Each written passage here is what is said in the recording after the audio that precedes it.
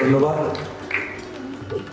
আজকের বিশেষ অতিথি ডক্টর নারায়ণ ব্যানার্জি, আমরা তাকে অনুরোধ করেছিলাম এই যে বক্তারা বক্তব্য রাখবেন তাকে একটা সাম আপ করে উনি আজকে আমাদের এই অনুষ্ঠানটাকে ওয়াইন্ড আপ করবেন। ডক্টর নারায়ণ ব্যানার্জি।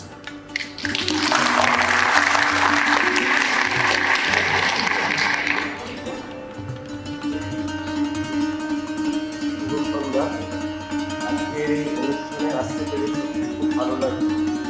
সামনে যারা বসে আছো তোমাদের ভবিষ্যৎ যেন ভালো হয় সেটাই আমি প্রার্থনা করি। দেখো, আমি একটা কাঠখোট্টা ডাক্তার, ঠিক আছে? মোটামুটি সকাল 8টা থেকে আমার স্কুল শুরু হয়, শেষ হয় রাত 10টা, কোনো সময় 11টা। স্কুলই বলি, চলতে থাকে। কিন্তু কাজটা ভালোবেসে করি, আর রসবোধ যদি না থাকে তাহলে মানুষ পাগল হয়ে যায়। একটা ছোট্ট স্ট্যাটিস্টিক্স দিই, সবচেয়ে বেশি ডিপ্রেসড পার্সন কোন দেশে আছে জানো তোমরা? ভারতবর্ষ। এর পেছনে কারণ কি? আমরা ছুটছি। কিসের পেছনে ছুটছি আমরা কেউই জানি না। সুতরাং তোমরা না তোমাদের সাবজেক্টটাকে ভালোবাসো, আপনি তাহলে বুঝতে পারবে। ধরুন আমার কাছে একজন পেশেন্ট এলো, আমি জানি কিছু পেশেন্ট না বাতিগ্রস্ত হয়, রোগ কিছু নেই, অসুখ নেই, বিশু। এবার তাকে আমি বললাম, বলে কি খাবো ডাক্তারবাবু? আমি বললাম ঠিক আছে, ছানা খাবেন। আচ্ছা ঠিক আছে। যেতে যেতে আবার চলে এলেন, আচ্ছা ডাক্তারবাবু গরম ছানা খাবো না ঠান্ডা ছানা? মুশকিল। রেগে বললাম ঠিক আছে, একটু গরম খান, আর আপনি একটা কাজ করবেন, খাওয়ার পরে খাবেন। তারপরে কোশ্চেনটা আমি বুঝেই গেছি, খাওয়ার আগে পরে হবে। তো বললাম চলে গিয়ে পরের পেশেন্ট এসছে, আবার ফেরত চলে এলেন। একটু মুশকিলে পড়লাম। বললাম ডাক্তার একটা ভুলে গেছি, ছানাটা কি লেবু দিয়ে কাটাবো না পাউডার দিয়ে কাটাবো?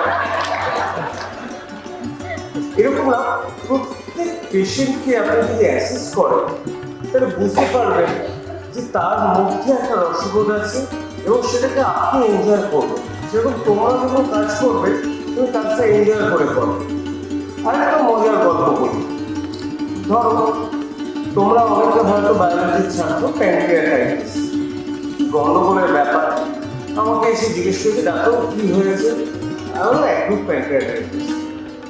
ডাক্তার একটু বাংলা করে বললে ভালো হতো। আমি জানি না, এটা অগ্নাশয় প্রদাহ। ডাক্তার ছেড়ে দিন, ইংরেজিতে।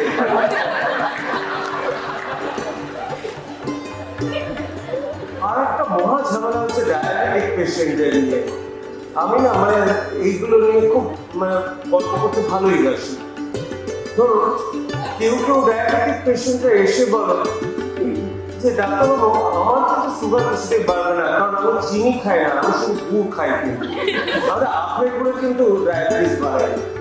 আচ্ছা আচ্ছা ঠিক আছে, তাই আমি একদিন রিল করতে বাধ্য হলাম। অনেকে আবার এটাও আমাকে বলে যে ডাক্তারবাবু ডায়াবেটিস যেটা আমি যেটা করি, চায়ে আমি একটা বাতাসা দিয়েছি, আমার অত সুগার বাড়ে না। তার চেয়েও ক্লাসিক একজন দিদিমা আমার বলেছিলেন ডাক্তারবাবু আমি যে মিষ্টিটা খাই না গোবিন্দকে দিয়ে তারপর খাই।